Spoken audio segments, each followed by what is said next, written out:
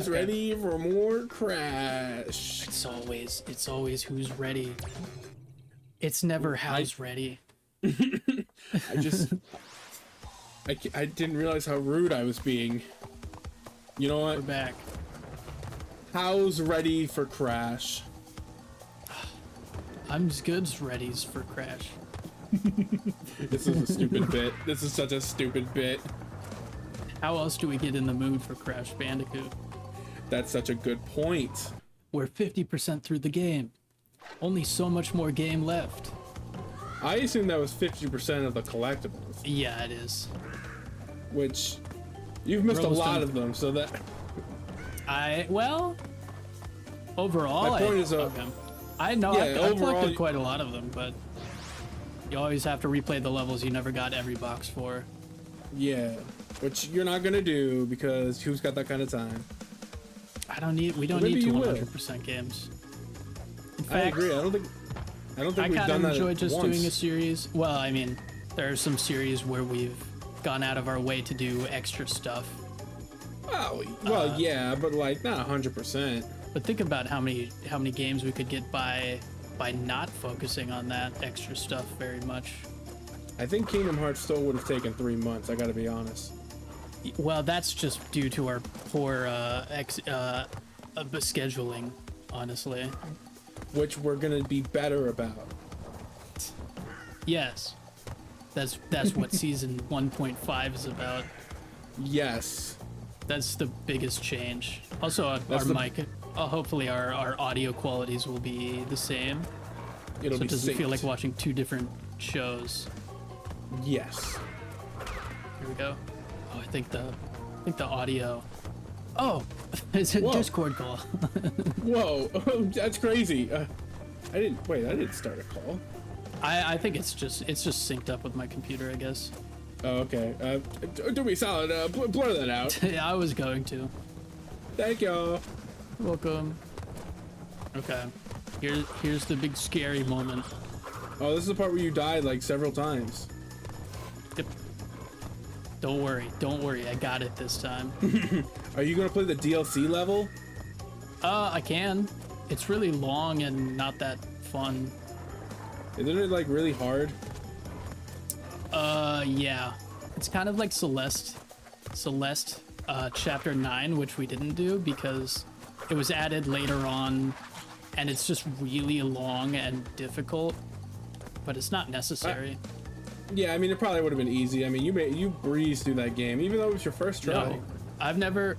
That's true. Well, that's not true. I think we can break the facade now. Oh, no. That's right. I did hit a checkpoint. Okay. The Celeste video was a lie. He practiced. He played it before. Actually, some people would have known if they watched us play Black Mesa.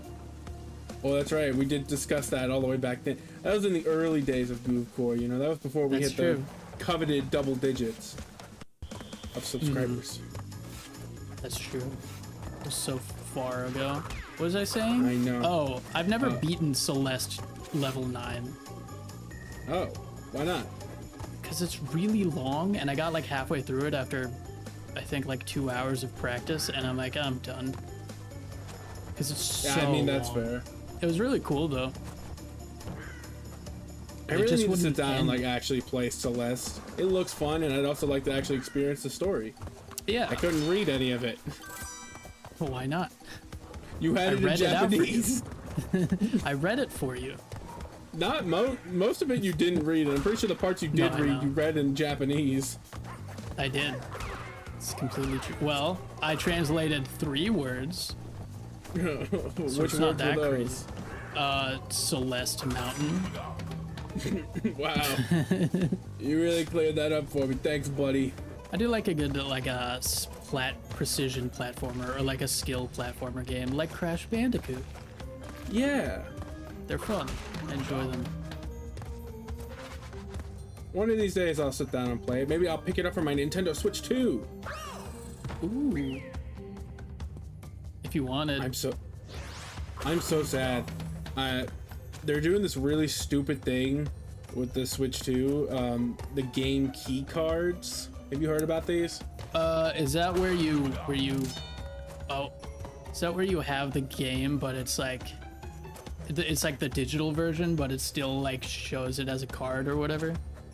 Yeah, it's like you get the box and there's a card inside, and the card acts as like a key. So when you put it in the Switch, it brings you to the eShop to download the game. Oh, gross. It's nice in the sense that it's not locked to one system, but it's still like it's not actually on the cart, and it's really stupid because none of the first-party Nintendo games are doing it, but a lot of like the third-party games are putting their games on key cards, and it's really annoying because there's a bunch of third-party games I want to get for this stupid thing, but they're on key cards and I refuse to buy them. So they're not like physical cards, right? You can't just put them in. It's a physical card, but when like, you put the physical card, you put it into the Switch. Okay. Yeah, but then it just basically takes you to the eShop to download it, but it's like I don't want to buy basically a download key, right? Because like that means I have to keep it installed on my system at all times. Like I'm a big supporter of physical media. I see what you're saying. Because I care a lot about preservation. That's not preservation. That's like an insult. Yeah, I see what you're saying. That is lame. So, yeah, so it's like there's a lot of stuff like Pac-Man World 2. I want it on my Switch 2, but like I'm not. It's on a game key card, so I'm not gonna buy it for my Switch 2. I'm gonna buy it for something else. Is the point of that so that you can play like a Switch 1 and Switch 2 version on either console? No, I don't think so. Cause like, then what's the take point? Pac-Man World 2 for example. There's a Switch 1 version of the game that's on a regular cartridge, and it's also like you can play that Switch 1 version on your Switch 2. Mm-hmm. But like I can't take the Switch 2 key card and put it into a Switch 1. That's not how that works. Oh, then why even bother?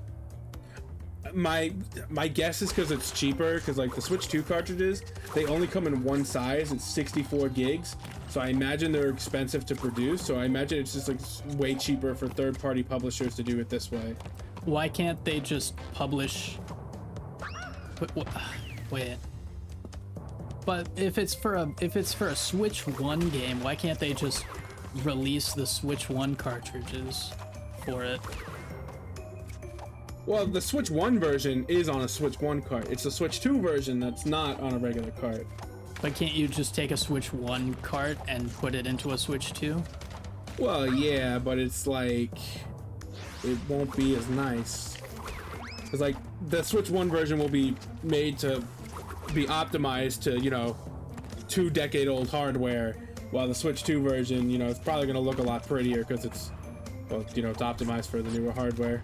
So yeah, but I'm saying if it's just a Switch 1 game, as opposed to having a Switch 2 version. Oh, I mean, yeah, like any Switch 1 game you can just play on the Switch 2 if you want. But like, I'm saying, are there Switch 1 games that have this download cart on it? Oh, when no, there is no. Switch 2. Oh, okay. Brand new for the Switch 2. There's no Switch 1 games that are doing that, thankfully. It's a new stupid thing that they just made. So it's so that you can play either version on whatever Switch, but you're saying it doesn't work for Switch ones? Correct. I can't take a game that's on a key card and play it on my Switch 1. Because not every key card game is a game that's playable on the Switch 1. But why don't they just make Switch 2 cartridges then? Because my theory is that because the Switch 2 cartridges, they only come in one size right now. It's the 64 gigabytes, so that means they're expensive to produce. So okay. I think it's cheaper for the third-party companies, because it's only the third parties that are using the key cards. So I think it's cheaper for the third parties to just use the key cards. It's probably way cheaper to produce. So I think it's just a cost-cutting thing, which is super lame. Couldn't they have just made like a 32 gigabyte cart or whatever? Probably. But for some reason they didn't. Okay. Yeah, that is kind of lame. Weird. Like the Nintendo Switch 1 cartridges came in multiple sizes. That's rough, buddy. No. I don't know what sizes exactly, but I know they came in multiple sizes. So I don't know why there's only one size for the Switch 2, because like the two main like Switch 2 games, Mario Kart and Donkey Kong, neither of them are close to being 64 gigabytes. That sucks. It I'm does. glad I'm not a Nintendo person. Thank you for sitting through what a great time to be alive. Thank you for sitting through my TED Talk. You're welcome. I paid to be here. This was Will's computer talk. I just realized this is basically Will's computer talk. Will's Nintendo talk. Maybe I should change the name to Will's Tech Talk. Oh, maybe. Maybe you should have maybe you should have your own series on the channel, just called Will's Tech Talk. But then I wouldn't have you. What if I had my own series? But then you wouldn't have me. Oh, you're so right. No, I don't think my tech talk is interesting enough to have an ongoing series. I just think it makes decent conversation topics when we're playing games. Yeah. There's too many actual tech channels for me to do that. It's true. It's true. But your opinion, are you serious? But your opinions aren't out there. That's at least I hit a checkpoint. So true. Your opinions are your opinions. Nobody else has your opinions. That's so true. You want to hear more opinions? Yeah, give me an opinion. Okay. Oh God. I don't. Are you having flashbacks from when you asked me to share an opinion? The second you try to do anything not safe for work with ChatGPT, it'll be like, hey, that violates the guidelines. You should stop doing that. Right.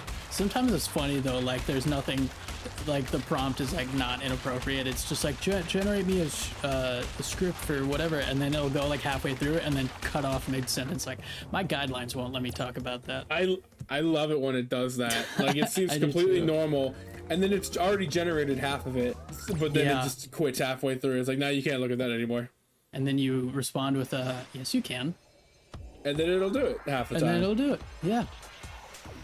That stuff's so funny. I know. I love AI. People on YouTube just messing with AI. It's awesome. Are you worried about the implications of AI on your job market? No. If you've seen what AI can do with computer programming, like I'm not worried at the moment. I'm sure later on in life, in our lifetimes, it'll be pretty good. But at the current moment, it absolutely does not do anything. Not anything big. It can help with like small repetitive stuff, and that's the only thing it's great at. Oh, okay. But it can do. It has been going up in quality and what it's capable of doing. So for you, it does seem like it's going to be more of a tool than a replacement.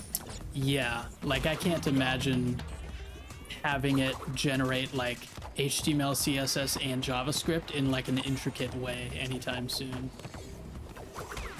Okay, so you're gonna like, so you mostly like benefit from the rise of AI then? Oh yeah, dude, I love AI. it hasn't been in my way at all in my life. I think there are so many people who are exaggerating how bad AI is gonna be. It's mostly Twitter artists who already don't have a job. That's so true. I don't mean to be mean at all, but like it is a lot of Twitter artists who are against it. There is a lot of them. Like I'll be looking at my Twitter feed and I'll see like examples of the AI art, and half the time I don't even realize it's AI. Like it's getting pretty good. It is really good. But like the majority of people complaining about AI are artists, and I just don't think there's enough information for me to be against AI, because I'm not an artist. I understand that sentiment, but like I'm not worried for my own self. There are like a lot of people who are just like more of like I think the older generation who are like becoming more worried about it because they're overestimating. Because they hear like people like kind of exaggerating how bad it is, and then they start freaking out. Yeah. It's also like a lot of these people I don't think really understand what they're saying when it comes to AI. Yeah, that's the other problem. And I think a lot of people also don't realize that I think we're going to be reaching like the current cap of what AI is capable of soon, I'm pretty sure. I don't know. They've still been progressing a lot recently. Well, look, yes, that is true, but like, you're gonna hit a pretty big issue pretty soon. Well, actually, they're already starting to hit it, and it's the fact like you have these massive data centers, and they're struggling to cool them. Oh, I did not hear about that. Yeah, well, because like the way they cool these data centers is by pumping hundreds of thousands of gallons of water through them. Okay, yeah, that makes me a lot less worried. Yeah. From when I already wasn't worried. Yeah, like I saw a message the other day. It was the British government or the UK government going to British people like, hey, could you guys like delete some of your photos and emails so we can use less water to cool the servers? And it's like a lot of people were just like, what if we stopped using so much AI? Yeah. That's a lot of it. That's a lot of it right there. I do think there should be some, I guess, restrictions to AI. Like I think it would be a great decision, for example, on like Google Images to have some sort of toggle to say no AI images. Oh, I agree. 100% agree. But otherwise, I'm fine with it. I use it. I use AI. It helps me. Yeah, no, I think AI is great. I just think people need to understand that AI is not the end all be all of whatever they think it is. Right. Exactly. Honestly, I hope I have a job one day where AI will be of use to me. Yeah, what do you oh, law school? Yeah, I don't know if you'll be needing AI for law. Well, law is actually one of those fields where AI actually does kind of hurt it a little bit. Well, okay, not like being a lawyer, but when you once you first graduate law school and you become like an assistant or whatever, a junior attorney, whatever they're called, I don't remember. A lot of like, you get stuck with a lot of busy work, and I've heard that a lot of that busy work is being offhanded to AI. So it does kind of sound like it is making it hard to get into the door for that. Okay.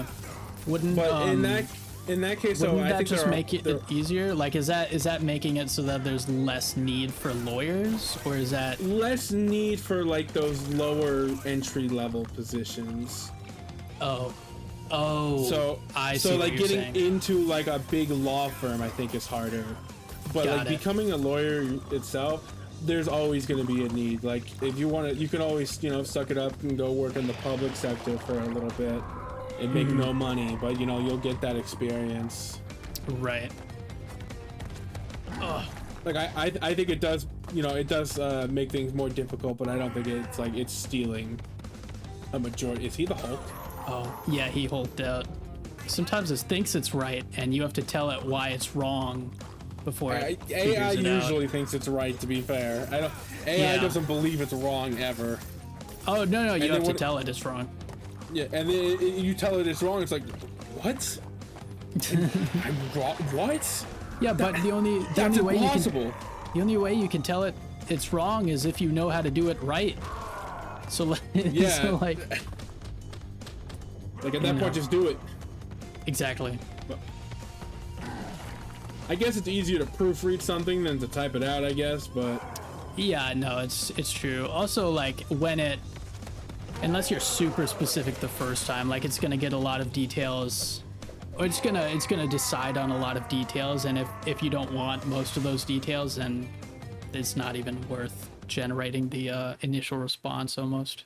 But maybe it'll be good enough to do it on its own. One day I think, but I think that day is gonna be a long time from now, and honestly, I'm okay with that. Same. I think AI is great as an assistant tool, but I want it to stay as an assistant tool. I use it to like Google stuff mostly. I use Google to Google stuff mostly. I think there are problems in the sense of I think some people don't know how to use AI, and they end up like using it to answer questions they could just ask Google real quick. Like really easy questions. I do it when I'm looking for like more like intricate things. Like if I need like a step-by-step, I wish I had an example. I'm drawing a complete blank. But like I was looking for something. It was like a step-by-step process. So I used ChatGPT to give me like more specific instructions. But like if I'm Googling like I don't know, what time is it in Alaska? I'm gonna use Google. Right. I don't know why that's the example I came up with, but no, yeah, I use it for like if I need like statistical stuff or to do math that I don't want to, or like averages of certain like I like math. So so I use it for like more intricate things that I'm not willing to spend a lot of time for. yeah. I guess. I don't care for this. I just want it as a checkpoint. Oh, that's fair.